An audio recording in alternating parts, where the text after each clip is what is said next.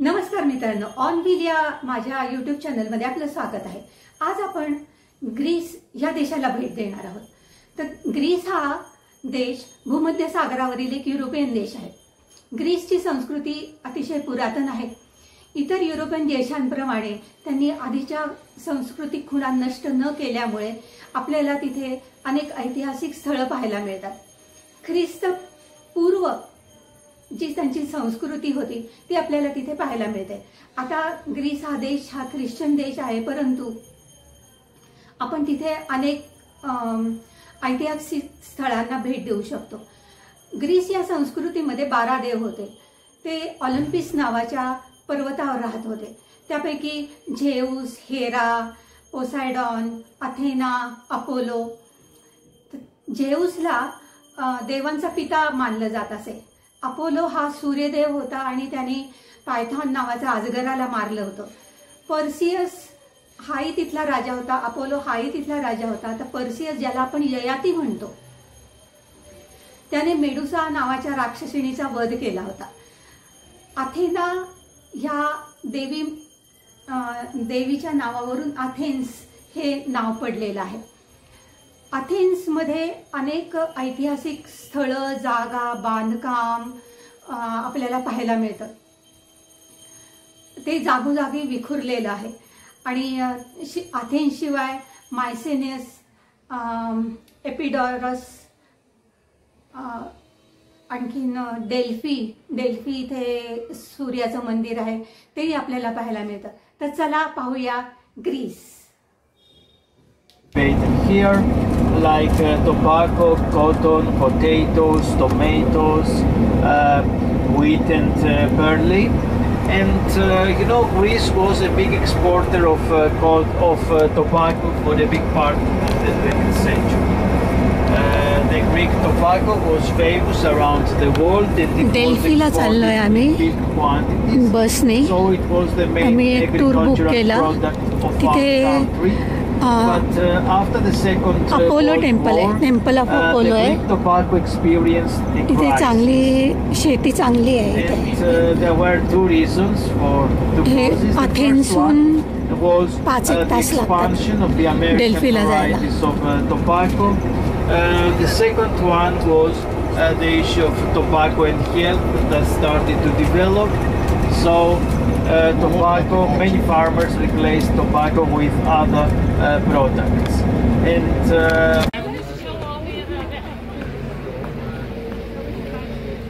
हे अथेन्सहून डेल्फीला जाताना हे की टूर 1, आमची की टूर 4 आणि आमची की टूर 3 नंबरची, म्हणजे की टूर हे कंपनी आहे। त्या कंपनीच्या बसने मी त्यांच्याकडून एक बुक केलं आहे टूर। आणि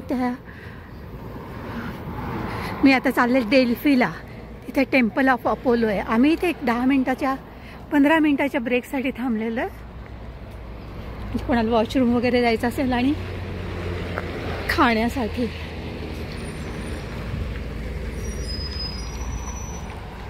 मोठी कंपनी आहे ती, त्यांच्यातर्फेच मी अजून एक टूर घेतला मेटिओराचा आणि अजून 2 टूर घेणार आहेत।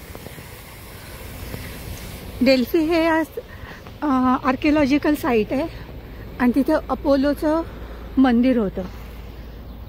सन गॉड, सूर्याचे देवाचं मंदिर आहे। इथे मागे छोटं एक गाव गेलं आणि त्या गावाहून थोडंसं पुढे आम्ही इथे थांबलो। आपल्याकडे कसं धाब्याला वगैरे थांबतो ना तसं।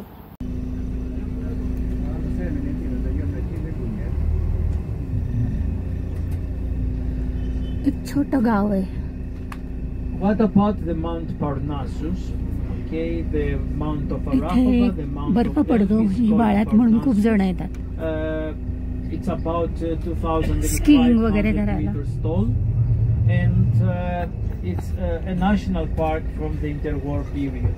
In the ancient times, it was a sacred mount for the Greeks, and it was accepted as the house of the Muses. The Muses were low class deities that were attendants of Apollo and protected the music, the arts, the literature, and this mount was their place. And you know, the Greek word muses is the origin of many words in English. डेल्फीला पोहोचलोय आम्ही. इथे एक खाली archaeological site आहे.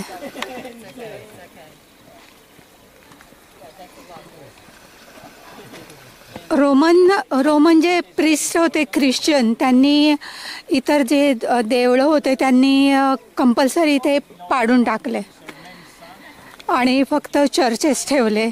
असं त्यांनी प्रत्येक ठिकाणी केलं. त्याच्यामुळे त्यांच्याकडे हे एव्हिडन्स म्हणजे नाही आहेत युरोपमध्ये की त्यांनी कंपल्सरी सगळ्यांचे पाडून टाकले. मग ते त्यांच्या आधी आलेले बुद्धिस्ट असो, नाहीतर आणखीन जुनी जी मंदिरं होती ती असो. आणि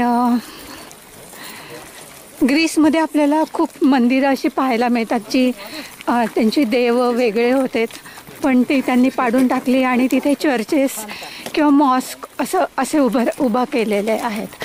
आणि त्यांनी मग फोर्सफुली कन्वर्ट केलं इंटू ख्रिश्चन और इंटू मुस्लिम. तर हे जे आहे आता मी चाललेले आहे ते अपोलो सूर्याचं मंदिर आहे, तिकडे पाहायला चाललं.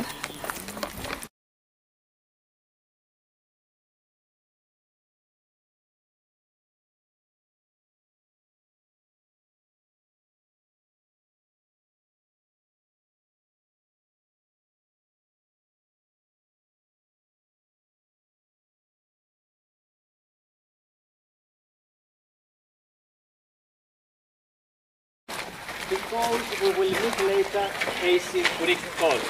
Okay, so keep the style of the Roman column. हे रोमन कॉलम आहे, invaded by Roman. No, it's Rome. Yeah, the capitals only were Corinthians, but हे इतक्या वर जायचं. Sun temple.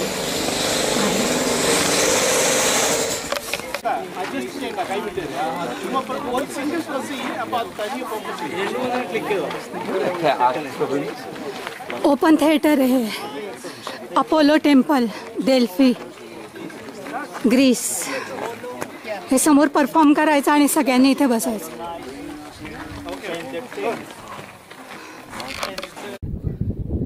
हे डेल्फीहून अथेन्सला जाताना एक गाडीने 10-15 मिनिटावरच्या अंतरावर एक गाव आहे, तिथलं एक क्लॉक टावर आहे.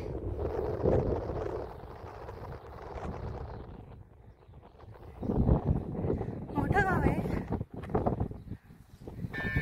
इथून ते 15 मिनिटाच्या अंतरावर गाडी.